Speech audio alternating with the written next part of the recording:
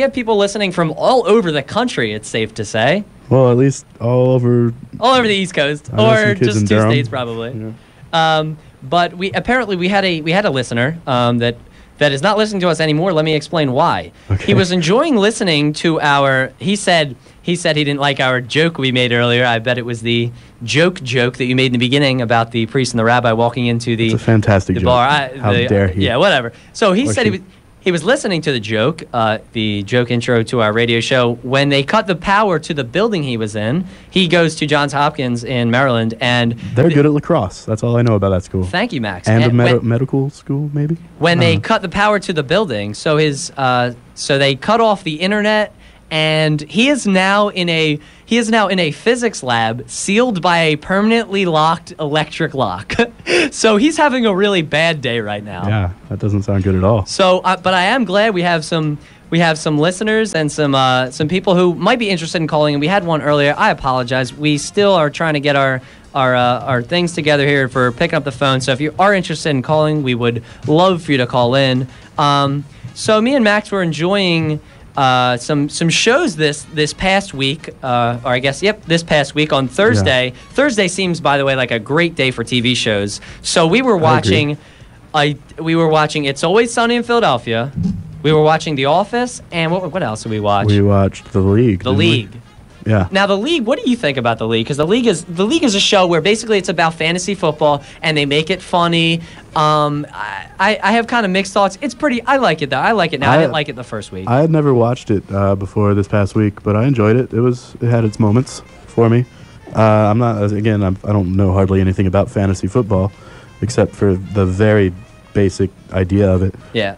But I still found it entertaining and funny. I think that's great that they were able to put a show together about fantasy football. They even had Chad Ochocinco as not only like a cameo role, he had like 4 different points in the show where he was on, and I thought that was really, really funny the other week. And I know you're a big Ochocinco fan, correct? I am certainly, and it's. Can you imagine what would happen if he went to the Philadelphia Eagles? Let's not talk about it. Okay. I would go wild.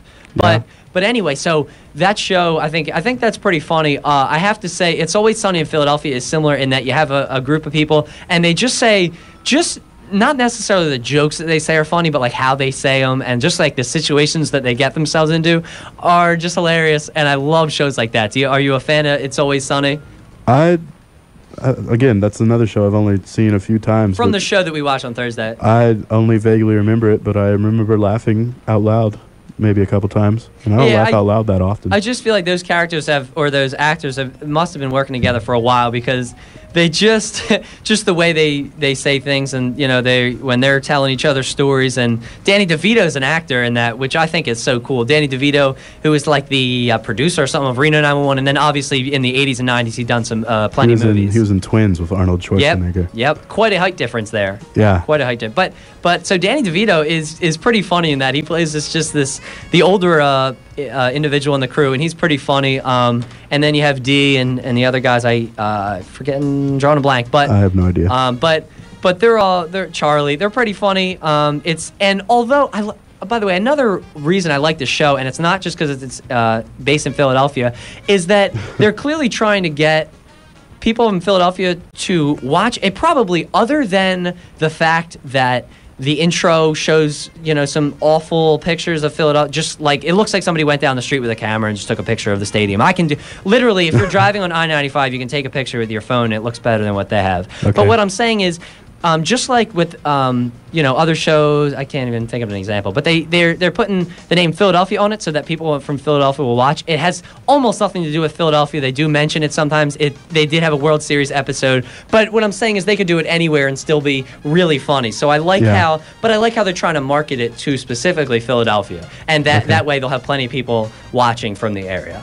And there are plenty of people in that area. That's true. There's many. That sort of reminds me of another show that's based in Scranton, Pennsylvania, which is, to be honest with you, in the middle of nowhere. Nobody cares about Scranton, Pennsylvania. And that's why why do you think they'd make a show base it in Scranton? That doesn't make sense. I think that kind of adds to the like the unusual, You think so? It's a paper company I'm assuming we're talking about The Office. Yes, I'm sorry. We were talking about The Office with Steve Carell, yes. I don't know. It's a paper company in Scranton, Pennsylvania. That's funny. Like, who cares? Yeah. And then they're making a mockumentary about it. Yeah, I've always thought, like, when you put a show in somewhere like Scranton, you're obviously not trying to get the people, like, you really don't care if the people in Scranton watch, because, I mean, I guess, I'm not really sure what they were going for here. We have someone on Facebook right now that says that Philadelphia is the 8th largest city in America. I was reading something, this is only somewhat relevant, I was reading something on Yahoo the other day. Raleigh, North Carolina, where I'm from, is the fastest growing city. Wow. In terms of what? In America. Like population, By population or happiness? Oh. By population. Wow, really? Yeah, that's what I just read the other day. Huh, that's interesting. Why do you think that is? That doesn't make too much sense. Because it's Research Triangle Park probably has a good bit to do with it. Wow. Plus, it's, I don't know.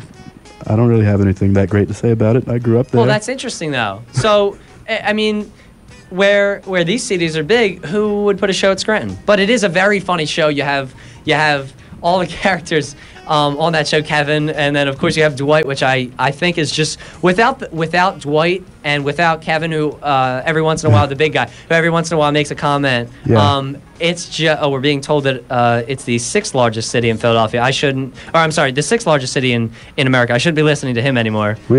He's not doing too well. He's not a good source. I don't have any friends telling me anything right now. But regardless, what I'm saying is, without Kevin and Dwight on The Office, I really don't think it would be nearly as big as it is. But nonetheless, some good shows that we watched this week. And it looks like it's... Speaking of good shows.